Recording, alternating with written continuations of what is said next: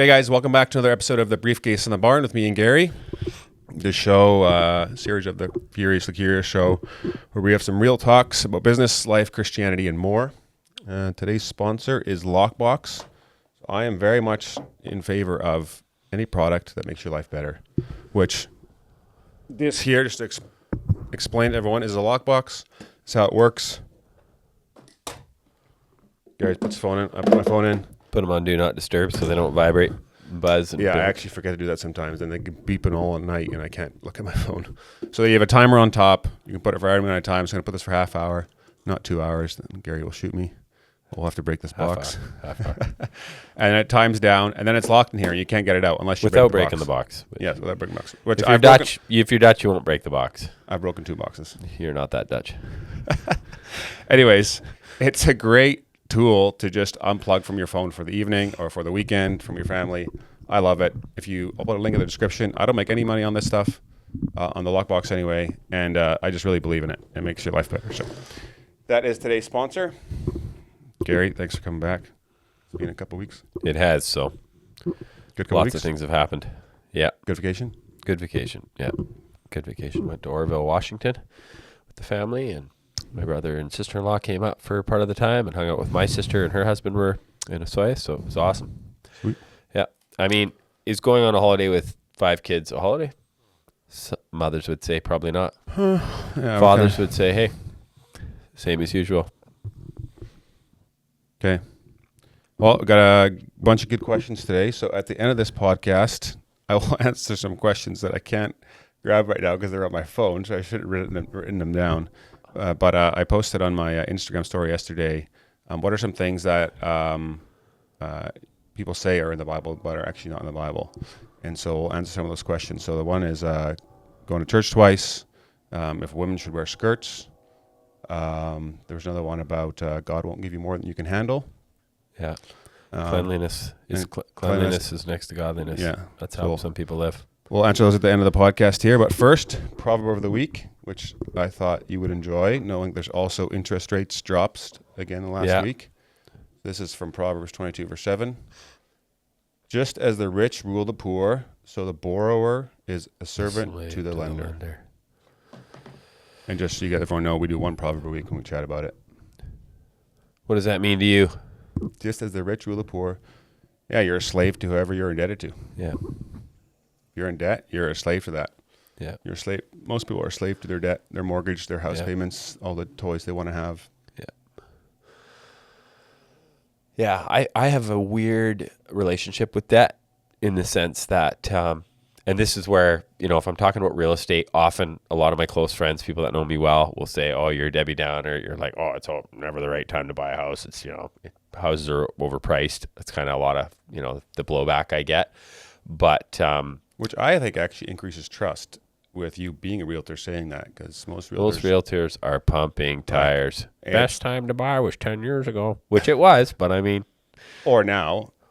They'll say just right buy now, quickly, before the rates drop and the house price. And I mean, let's go back to the Proverb of the Week, and then we'll talk about the interest, because I really, if I had to choose between talking about the Proverb of the Week or the interest. You choose interest rates? I'd choose the interest rates. Okay. I'm a real loser, sorry. So just as the rich rule the poor, so the borrower is a servant to the lender. Yeah. I mean, Proverbs are interesting in the sense that... they're not absolutes. Well, we had a sermon about that, right? Pastor Matt did a good sermon when he preached on the suffering of Job. And he just did a really good job of kind of articulating, basically, you take some Proverbs and then you move into the same guy wrote Ecclesiastes, right? And, everything is meaningless and, it's like chasing the wind. And, so you got to get that dichotomy a bit. But I do feel like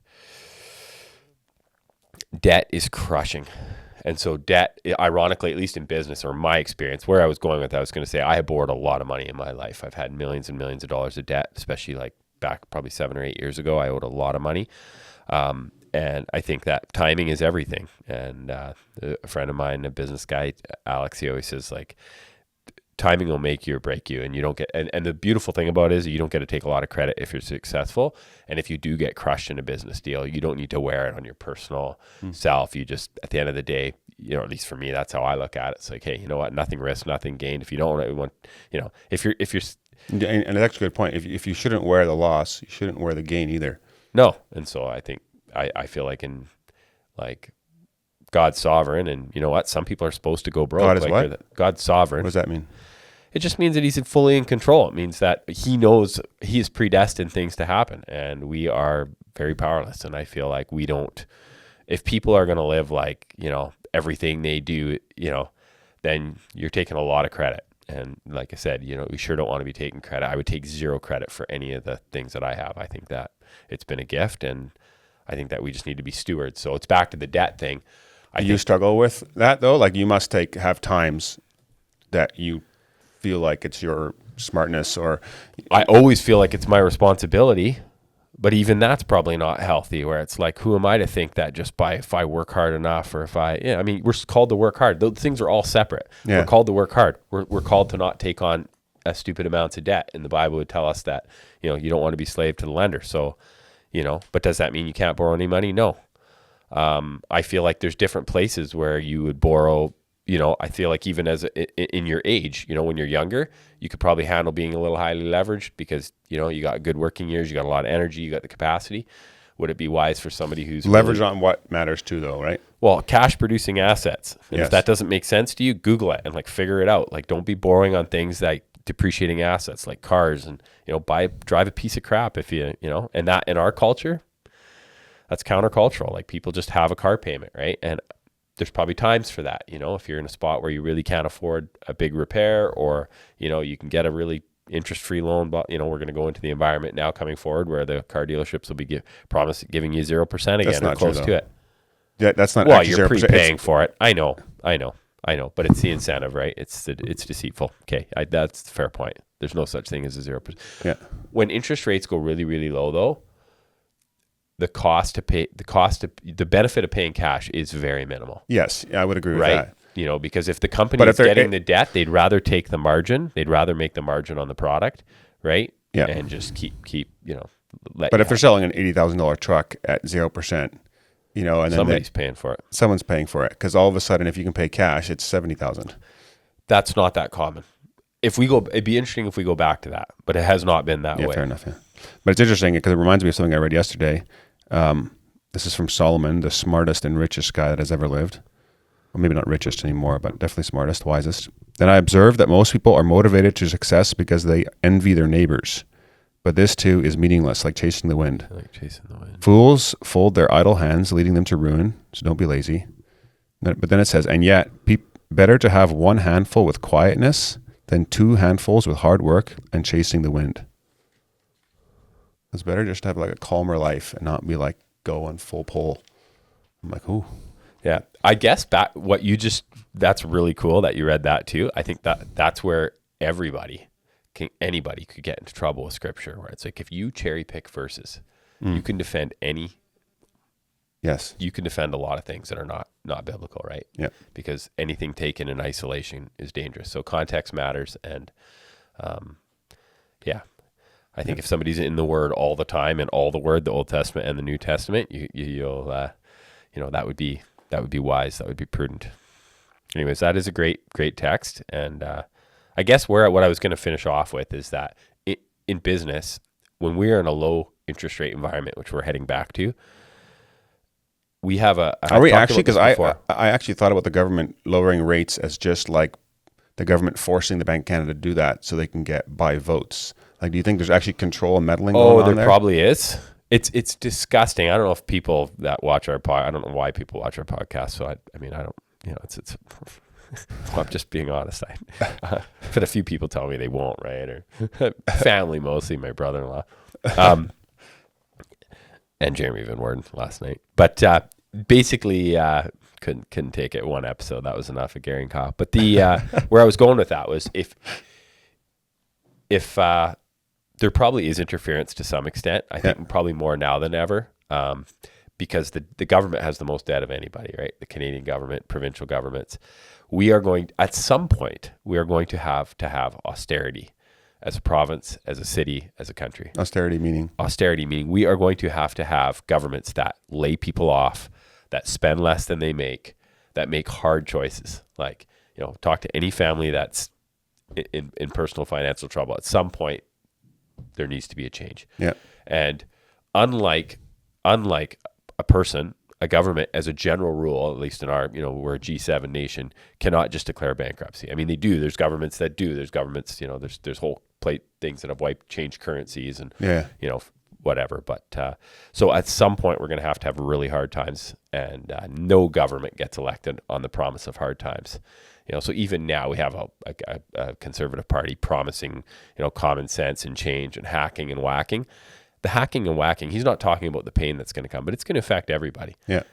I mean, when you own a business and all of a sudden a bunch of people, maybe they work for the CBC, but if they're all getting fired, they're not going to have money to be coming to spend at your store like you normally do if you're a business owner. They're not going to be eating out at that local restaurant, right? Yeah. They're going to have to make hard choices. Or they're going to be competing for the job that you're in, and maybe they're willing to do it for less, which, I would argue creates a healthy economy. I believe in the free market. But the free... Even for milk? Even for milk. I'm fine with the communist system we have because I'm in it, but okay. I can understand that it would be challenging. Yeah. The only reason... Let's talk about supply management in a minute. For those of you that don't know, that might have a few American listeners, in Canada, you have to have quota. It's very expensive to produce chicken meat, produce eggs, and to produce dairy milk. Which means that if not anybody can just go buy cows and start milking cows. They can, but you got to buy the quota. Yeah, you can't just buy the cows and start selling the milk. You get in deep trouble. And that's actually a whole nother issue I have. And the price is set, right? Market here. I don't agree with that. The price is set. The price is very set. It's set to the processors. I have been farming since 2011. I started from scratch. I started with 13 cows. I borrowed $550,000, all borrowed money. Bought quota. It was my dream to farm. My dad never touched a cow or a tractor in his life. And I do believe in the system. What I was going to say, and this is important. Well, first of all, in the U.S., they have a similar system now in a lot of states. So it's very ironic. Oh, interesting. The quota does not have the value that our quota has or hasn't yet. And it really ebbs and flows because the processor there controls the quota. So by us, it's our government that has kind of implemented this quota system. Why is there value on quota in the first place? Why couldn't it have just been like... The minute something's limited, there's value. It's no different than a taxi cab license in New York City. They had but when they implemented quota however many years ago in Canada, it had very little value. Very little value. Yes. But as people started to realize that, hey, you got to make any time in a business that you're guaranteed to make a margin, you're guaranteed to get paid, that has value. Yeah. Like run a real business for a while. That's one thing that some dairy farmers who have not, like lots of dairy farmers run other businesses and are very astute. Some business farmers have only ever been in dairy. They don't understand how amazing it is to have that milk check show up in your account twice a month. It's like the sun coming up. It's that reliable. Yeah. And because I'm in other businesses where people owe me a lot of money for a very long time and some people don't pay, you appreciate supply management more. Makes sense. So I guess, there's two pieces. One is they have it in the U.S. too. So U.S. producers that get fired up and talk about wanting to flood our market. First of all, our market's tiny. It's not an effective, efficient market. Like Canada is 90% of people live within 100 kilometers of the U.S. border. But they still live spread out over 5,000 kilometers and it's less than the population is less than the state of California. So for them to think that there's any benefit to come wiping out our milk market's ridiculous.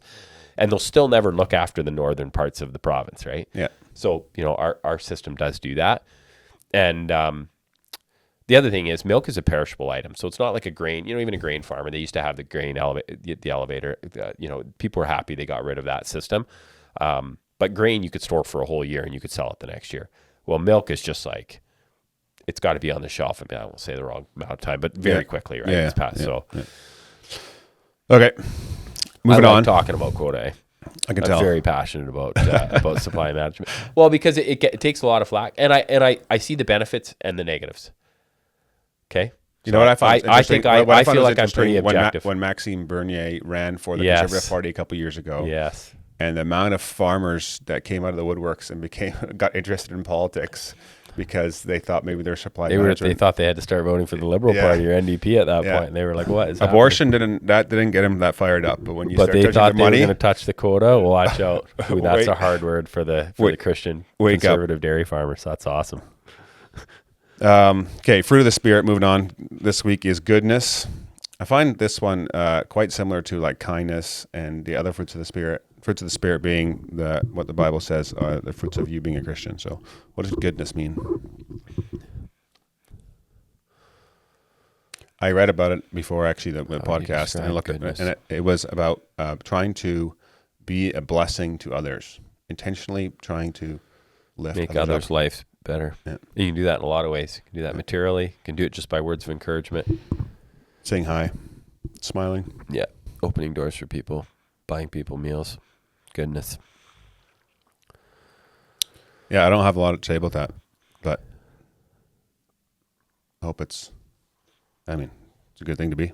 Made a big, the people that have made the biggest impact in my life Are full of goodness. full of goodness. Okay, beautiful. Well, not all of them. I mean, because you were one of them, and it's not full, I would say. Savage. So.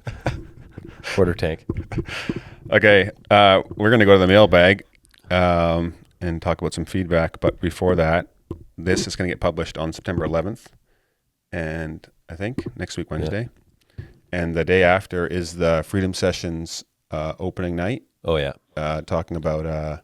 yeah, tomorrow. It'd be tomorrow night if you're listening to this when it's released. Yeah, totally. That's right. And then the following week, which is, I think, the September 18th, is the first class. So if you're listening to this and you live in the area that we live in, which is Chilliwack, why should someone consider going to this? Or if you're not in the area, setting this up at your own church or community, whatever. Yeah. Yeah, anybody can run it, with a bit of direction, and I'd be happy to walk alongside anybody. I just think that most people... What is Freedom Session? Oh, we've talked about it before. It's basically a healing and discipleship journey. And it is based on the 12 steps, which right away people get wigged out because they're like, oh, I'm not a drunk or I'm not a drug addict. I don't need the 12 steps. But it's completely Christian. It's based solely on Jesus and the power that he gives to help bring healing to people. And I don't think I can articulate it that well, but I've never met a person that's went through it and done it and said, I wished I wouldn't have done it. So, you've seen a lot of people go through it. And I've seen hundreds of people go through it. And most people that I know that have done it give back in a lot of ways once they have done it because they're so pumped with the freedom and healing they have. So. Nothing has, no program or course or anything has got close to what Freedom Session did for me. No. It had made such a huge impact. So yeah, definitely recommend it. It's going to keep making an impact on you. Yeah. And I'm going to go back. Okay. What are you going to deal with this time? A lot of different things. A little bit of weed, which we'll actually talk about on next week's podcast. Yeah, I wasn't ready to talk about it, but we are going to discuss it. Yes, because we got a lot of blowback and a lot of feedback, and it's to be fair to Kyle, I wanted to be ready to talk about it was the full gamut of good. Well, of course it was, because everybody has an opinion and every opinion's different, but nobody's opinion actually matters. So we got to dig. We're going to dig pretty deep on it and discuss it.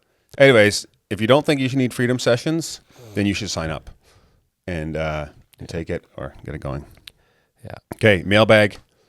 How to build authentic relationships or friendships with men and not just have surface level conversations, which I think this could be applicable to women as well. But it's very applicable to women. I would argue it's harder for women based on my feedback that I get from my wife and from others. My wife has really good friends now, but it's been very hard. It's been a long journey. I'm going to get in trouble if I start speaking for women. I know where I'm going with this, and I know I'm going to get in trouble. Yeah, just okay. Focus on your side. How do you have authentic relationships and friendships? And if you did, have you always had that? How did they start? How do you think people? My wife just read that book on ADHD and marriage, and read me pieces, and it's been very enlightening. Okay. I have very deep relationships with guys. Yeah. Especially a lot of guys that I'm walking alongside. I don't feel like I have, I don't feel like I have a normal guy friendships like some guys have. In a good way or a bad way? Well, I don't care. So, if for me, it doesn't matter. What do you mean normal? I guess Marie could describe it better, but, a lot of guys will they go hunting together and they'll hang out for a week hunting. First of all, I don't want to hunt for a week. Me neither. If I'm going to hunt, it's not going to be animals. And it's I don't see. So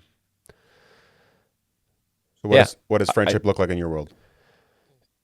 If somebody is very like-minded and has a lot of the same interests, I'll be super I'll be very intentional and we'll spend time and talk about those things. But I don't have that casual hey, hanging out with the guys and watching hockey or watching football. I just don't have any of those things. Yeah, I don't have a ton of that either.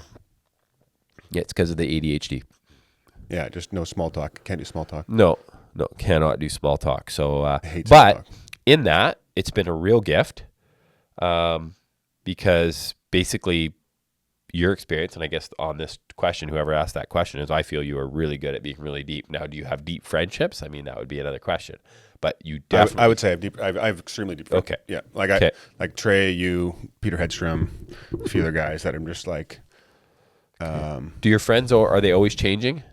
Or do you have long-time friends? Yeah? Stefan Carpers, we've gone for coffee once a week for 10 years. Okay, that's awesome. Like, and just know everything. And been about real. lives. Been real. Yeah. That's beautiful. Pray together all the time. Okay. Just be real. Yeah.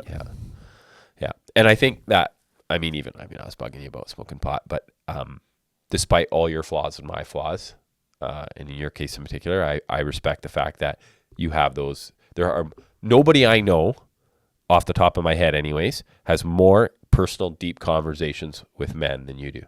And even I talked to another buddy that you had sent me a phone number to, and I'm meeting him, and it's like, that's just a beautiful thing, because sports is great, and the weather's great, and farming's great, and all these things are good things and beautiful things that we've been gifted with, but none of them actually matter.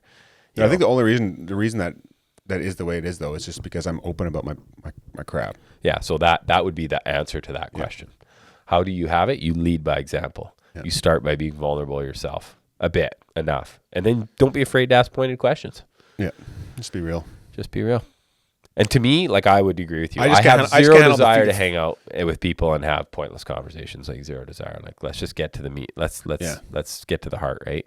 And it's special. Like, even one of the things about Freedom Sessions that I always encourage people who are thinking of leading or going back again, the best part about it is just being in that close, like getting to know 5 to 7. Now, some people that are introverts and hate close relationships, that they're hearing this and they're thinking that's the main reason I wouldn't go. Yeah.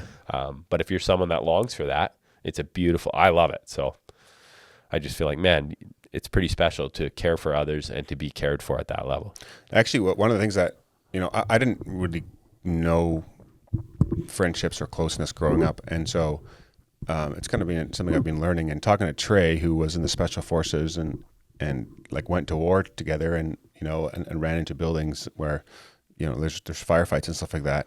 I asked him, I said, how many close like friendships do you have? Like, how many people do you think would like jump up and like fly over if you needed them? And he's like, 20 or 30 guys. I'm like, 20 or 30 guys. I'm like, how is that possible? Yeah. He's like, well, I went to war with these dudes. And so there was just like an extremely high level of trust, and they just knew he knows everything about it, these guys, and they know everything about him. And but there's something about that brotherhood thing that like is just, if you have that, I actually read it in a couple of verses later in the passage I read in Corinthians is just like we can't do life alone. Like if you're alone, that's when you're gonna fall. Deep trouble. Yeah, like it genuinely actually just says it right here. 2 people are better than one, for they can help each other succeed. If one person falls, the other person can reach out and help. But someone who falls alone is in real trouble. Likewise, 2 people lying close together can keep each other warm. I'm suggesting you should do that with your iPhone. But how can one be warm alone? A person standing alone can be attacked and defeated, but 2 can stand back to back and conquer. 3 are better, even better, but for a triple braided cord is not easily broken. So let me ask you this then. Somebody that's listening and is not, doesn't have those type of relationships, and what man or woman is just feeling like, hey, I don't really have anybody that's caring for me that well. How would they go about finding that? I mean, Freedom Sessions is a great place to start, because it just like it facilitates the conversation every single week, and it allows you to slowly like get into it where you're not like forced into it. Like, well, I guess you are. It does go pretty straight, pretty quick. But it's a great question. I'm not really sure on the answer to that. But I think it's just still being like trying to be friends, trying to be a blessing to other people. Like, lead by example, even if you don't feel like it. Yeah, and doing the right thing when you don't feel like it's hard. Okay, but that's where most people act. People always think the feeling comes first. It's no different than in a marriage or anything else. Yeah, that's right. Yeah, they're like we all know someone that's like having a hard time, and if you just shoot them a text or give them a call and say, "How's it going? How's your day?" Yeah, and just listen for 5 minutes, and say, "Sweet, you just want to check in." It's like it's really basic stuff, and sometimes it can seem presumptuous, like, why are you calling me? Why do you actually care and stuff like that? And some people don't want to actually have those calls. They don't want to actually be open and stuff like that. And so then they resist it. And those are the guys you don't have friendships with. Even smaller things, I think. Like, I've seen my wife do it, and friends have done it for her. Like, they bring like a $4 or $5 coffee. Like it's not a huge sacrifice. Like just literally come over. Hey, are you home?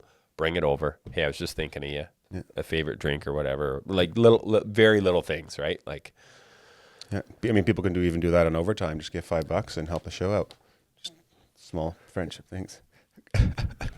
Okay, next question. How to balance work, family, kids, exercise. Small tips and routines on how to stay consistent. The best way to stay consistent is just to do it every day. It's really simple. Like how to build a habit. A habit is something, I think about this, I was talking to one of the guys I'm working with this week about this. I hate brushing my teeth. Okay. It's something I just hate doing. I hate the taste. But I never miss a day. Okay. And I don't really think about it either. It's just something I do. So it's a habit you build. Once it's a habit, then it's not hard anymore. The only way to build a habit is just to start doing something consistently. Don't stop. I think one of the things I've learned is to have realistic goals, you know? So people tend to, and some people that are close to me in my life tend to be like very just unrealistic. Like just start small and do what you, like you say, do what you say, like just do it. Do it. But start at a reasonable rate. People have these grand audacious goals of getting into a certain type of shape or going to the gym. You know, if you know that it's just going to be too much work week in, week out to go to the gym, don't have it be the gym. You know, I mean, you can get a treadmill basically for free off Marketplace right now or whatever, a bike or weights or, you know, just start very basic. And like for exercise, for me, the last year has been, my motto is any exercise is good exercise. So like if I need to have a long talk on the phone with someone, I'll walk our road a bunch of times. And is it the same as getting on the spin bike and sweating like crazy? No, probably not, but it is exercise and it's healthier than not moving. So, you know, that's been my motto and that's worked for me on that front. And the areas I struggle way more are the intentional relationships with my kids. And that's the part that I'm still working on and really struggling with my wife. It's like, hey, am I taking the time to sit and listen? I think it's also like goal oriented that we're tempted to do like really big grandeur things, right? That's what we want to do. And I read the book, The Compound Effect, a few times, and I'm more and more convinced that if you just do a very small thing over a long period of time, that the compound effect of that is wild. I mean, 10 minutes a day of Bible reading is 60 hours a year. Like that's 60 hours is a long time. Yeah. Some people aren't reading 60 hours in their whole life the way that the path they're on right now. Yeah, exactly. So, but it's a small thing, right? So like 10 minutes of any sort of thing. And, you know, set other things up in your life. So I have a lockbox, you know, that helps staying balanced and stuff like that because, you know, I'm an addict in every way, you know, and I just go extreme. So I need those things to control me. One thing I did this summer was I'm working with a buddy of mine and he said, hey, how can I help you? And I was like, God, there's nothing. I'm like, no, show up at my house every morning at 5:30. And if I'm not outside to go drive to the river to go do a cold plunge, you can ring my doorbell as many times as you want until I come outside. And so I was motivated to be outside by 5:30 because I didn't want to have my whole family wake up. So I did that for 50 days. And the first like 30 days just are not enjoyable at all. But pretty soon you just get used to it. And now it's really easy for me to wake up at 5 and go hop in a cold river. Yeah. Or in the cold plunge and nice. Switch out my hot tub to be a cold plunge. But so yeah, I needed someone like with a buddy to. It's pretty opinionated pieces of, some people think cold plunge is total BS. I talked to a nurse the other day and she's like, that's not even normal. It's not healthy for you. Your body thinks it's dying. How can that be good for you? I haven't done a ton of research on it and I know it's a fad and people can like jump on the bandwagon and stuff like that. I don't really know if there's that much benefit to it, but what I do get other people swear by it, right? I got buddies that are just like, well, I think it's what it wakes you up. You know, that's nice.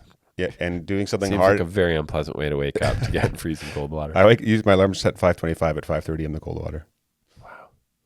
But it wakes you up, and when you do something that's uncomfortable every morning, there's a subconscious like win in your mind, and it makes You're mentally tougher in the day. Yeah. Okay. So beyond that, I can believe. Yeah. And it's because of mine. Actually, I just put all the battles in life. All the battles in life are won and lost right up here in each person. Yes. That's what most people don't understand. Yes. You'd be amazed what you can do. People are like, oh, you did that? And I'm like, oh, I didn't think I was capable either. But I just slowly worked at it or tried it and I failed or it was whatever. And then, you know, most people are capable of way more than they realize. And results take a while. Like 2 years ago, I was 285 pounds, 280 pounds. You know, like 205 now, hovering around there. Like you didn't get there like It was 2 years ago. yeah, it took a while. Yeah. A few weight loss bets. A few weight loss bets, yeah. Okay, 2 more questions here. We'll answer should women wear skirts, which is an interesting question that even came in. Twice, should you go to church twice? Is that actually in the Bible or not? We'll answer those in overtime. But before that, we'll answer the 2 other ones now. Which one is God will not give you more than you can handle? Is that true? No. No, we can't handle anything we have. On our own strength, we're in deep trouble. I had a really, really horrific thing happened, which I can't talk about, but happened in the last week. And I was fascinated once again how those things bring me to my knees. I should be on my knees way more, but those things bring me to my knees. And I feel like, I'm just shocked at how we're not meant to be handling anything on our own. So those types of things, those types of beliefs people are always wondering like, hey, how come this is so hard? Or like, life's hard. Life's hard. And if life is never hard for you, then maybe you're not doing what God's called you to do. Or you're in denial. Or you're in denial and you're totally in some utopia state. But I mean, we are called to be obedient. We're called to be faithful. And that's going to look different to everybody in a different stage of life. And we're not qualified probably to tell other people what their faithfulness looks like. But my experience has been that life is pretty hard, and that character is only built when you are struggling. There's no character built in good times when you're drinking wine at a winery or you're having a delicious dinner out with someone and you're having a fun time. Like, that's a beautiful thing and that's a gift. And I think we need some all of us, no matter how tough we are, need some level of we want those blessings. We're men, so we want to be strong, and it goes against your pride. People as in general, our human nature is that we would just avoid pain, avoid suffering. Yeah. And by doing that, we create a lot more problems. Because actually, I read a quote from Paul Washer a couple of weeks ago. He said, there's no such thing as great men of God. There's only weak, pitiful men and a great God and a great Christ that helps them. Yeah. So to me, that would basically answer that quote. And I mean, I should be able to spit out a lot of verses. I'm not thinking of them at the moment, but yeah, that is a great question. I think because, and we've had a whole sermon series at time on suffering. And Job was a great one. And Matt did a lot better job than I ever could, but it was just kind of like, that idea of being faithful and through hard times. And I always struggle with, because I look at some people, they just seem to have so much more hardship than others. Look at some families and they've lost children and they've lost multiple children, or they've just had such suffering. Right. And I think we don't, on this earth, we're not going to have the answer to a lot of things. And so, I think one of the most helpful things that I've learned is just be okay to pray help. Just the word help. And we just repeat it over and over again. Like, help me. Yeah, because even why. Sometimes I just lament. Like this week, it was just like, what? Like, and God has not, I don't have the answer, but I just feel like that crying out has, I mean, what else do you do? Yeah. One more. What was it? Godliness is cleanliness? I guess I can grab it now. No, you don't need to. Cleanliness is next to godliness, right? That's a Dutch person for sure that sent that. That's such a Dutch thing. My wife, so I married a non-Dutch lady, and my wife is very clean and very organized, probably more than I am actually. I think godliness is managing your stuff well, which is like whatever that looks like. Yes. So again, it doesn't have to be like your windows are perfect. No, but there's a broad spectrum, right? And the person that's listening to this and is thinking, hey, this is cleanliness doesn't matter. Like, they probably do need to be better stewards. And the people that have a tendency to be super psychotic about cleanliness and can never relax, there's a story about that, right? Yeah. But what I was going to say is, my wife, in the Dutch culture, like when I got married, my sister did a skit at our wedding, and she dressed up as a Dutch tutor nanny lady, right? Like, and my cousin, who's a dude, which, I mean, it's 10 years ago. Times were different then. Anyways, he dressed up as a pregnant Marie chained to the stove. Like my sister had him chained to the stove, which I wish I could watch it again. But you don't have it on video? I paid for it. I prepaid the guy to video my wedding, and he had some personal struggles, and I never got the video. Anyways, it's somewhere out there. I've forgiven him and totally gotten over it. But anyways, that was too bad. Nice guy. Just, I don't know exactly what's going on in his life. Now that I'm thinking about it, I should probably check in on him. But anyways, That's not on video, or at least if someone has it on video from my wedding, I would love to watch it skit. I would pay money for it. But anyway, she was just telling him, Marie, like how to cut the Gouda and, got to have all the clothes on the line because the Dutch people, it's a contest who can have all the most clothes on the line and whose car is the cleanest and whose lawn's cut the nicest. And there is some of that, right? There's some of that in our culture where, and the worst part is it's in my life, the experience has been that it seemed to be more important than what was on the inside. And there again, that's human nature. We're all like that. But I just feel like, because there's a part of culture that's a good thing. Like I did a ton of traveling all over the world, and you see a lot of different cultures and what people are used to doing and stuff like that. And everyone has every culture has their thing, and it's kind of cool. Are there messy cultures? Probably. Yeah, there's messy cultures. Yeah, just don't care about anything. Yeah, and so there's clean cultures too. I think that's fine. I think it's when you start associating your culture with like Christianity or your faith stuff like that. Be like, oh, this cultural thing we do is now also the cars all have to be clean on the lot, otherwise you're or whatever it is. That's just bad. And I think it's easy to do just because if everyone around you is doing that, and you kind of associate it with peer pressure. Yeah, is peer pressure worse when you're a kid or an adult? An adult. Yeah, because the things that you're pressured on are way bigger. Okay. Anyways. Heading into overtime. Thanks for listening. If you want to watch overtime, go to patreon.com/Furious the Curious. We answer a few more questions. Would love your support for the show.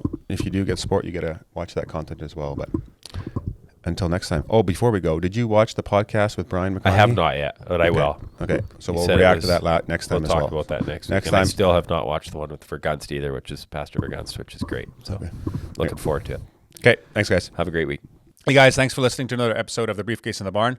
Hope you enjoyed it. If you want to listen to some overtime clips, I'm going to play a few right now, and you can kind of get an idea of what overtime's all about. And if you want to watch those, you can go to patreon.com/Furiously Curious and enjoy those. So this is what you would get with that. Take a look. And she said that it would be more offensive to go in pants as a woman to the school auction than as a guy to go to church in shorts. People will take any man-made thing and turn it into their religion. They will take any tradition and turn it into their religion. The Bible does not say you should go to church twice. There's people that are completely religious and pull verses out of scripture to try justify why they have to go twice. Okay, if you enjoyed those, again, patreon.com/Furiously Curious. $5 a month, and we started these in episode 4 already, so you can go back and watch all the different overtime episodes if you're interested in that. Otherwise, thanks for watching. Please like the videos, subscribe to the channel, rate the show on the different podcast apps so that you can do that on. It goes a long way. Leave a comment on social media. Send some feedback via the website, furiouslycurious.co, in the contact form there. Also, if you have questions or topics you think we should talk about, feel free to shoot me a message there. That's going to be you can send messages anonymously if you want. So, hope you enjoyed it, and I'll see you guys in the next one.